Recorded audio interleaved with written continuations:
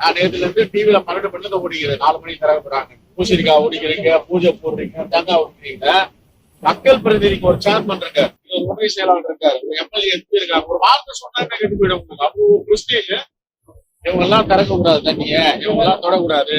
வெறி பிடிச்சு போய் கிடையாதுங்கிற துறை அயோக்கிய பேங்க் பொதுப்பணி விலகன்னு காட்டிருக்கான்.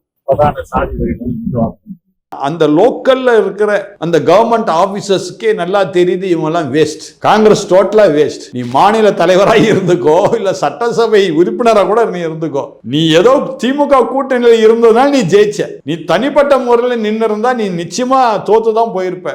உன்னை நான் மதிக்கணும் அவசியம் கிடையாது. ஏன்னா இனிமே நீ வரப்போறது இல்லை. அடுத்த வருஷம் நீ இல்லை இந்த சட்டசபை தொகுதியினுடைய உறுப்பினர், நீ இருக்க போறது கிடையாது. உன்னை கூப்பிட்டா என்ன, கூப்பிடாம போனா என்னன்னு சொல்லி அந்த அதிகாரிகள், அரசாங்க அதிகாரிகள் தீர்மானம் பண்ணிட்டாங்க. ஆனா இவரா போய் என்ன பண்ற, மூக்க நுழைக்கிறார். நுழைச்சு என்ன பண்றாரு, என்னை ஏன் கூப்பிடல, என்னை கேட்காம எப்படி நீங்க திறந்து விட்டீங்க.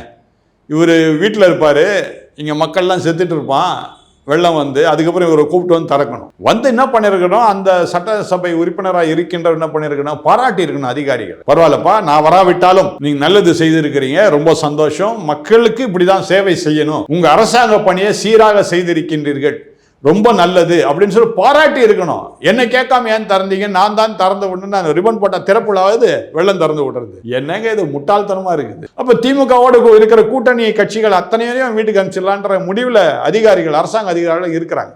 அதான் இதுல தெரியுது நமக்கு.